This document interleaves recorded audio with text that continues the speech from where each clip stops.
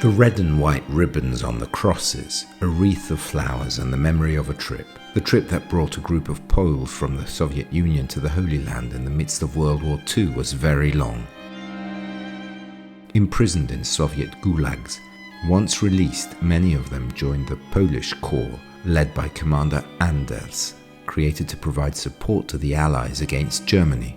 Wladyslaw Dabrowski, 93, was one of them. He arrived at the Christian cemetery on Mount Zion in Jerusalem to attend a ceremony in memory of his fellow countrymen buried there.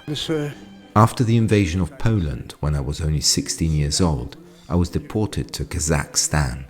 After 2 years, they allowed us to leave, and from there we crossed the Middle East, passing through Iran, Iraq, Transjordan, up to Jerusalem. Meanwhile, Poland, invaded from the east and the west, was divided and still in the middle of the war.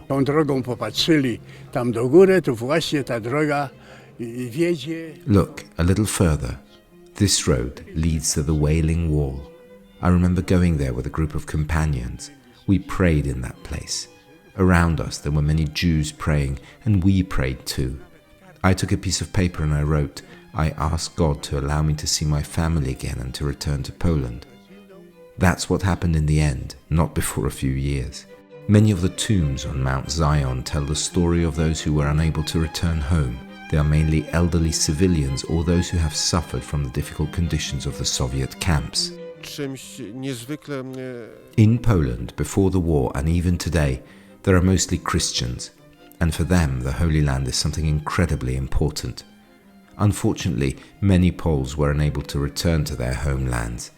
Yet they were buried in a land they loved, the land of Jesus Christ. So it's very important for us to celebrate every time we have the opportunity to bring some people, some veterans here to Palestine. I believe very few people understand and remember and know that Poland was the first victim of Nazi Germany in 1939. And not also Nazi Germany were attacked from both sides by two bloody regimes. The German Nazism and the Soviet communism.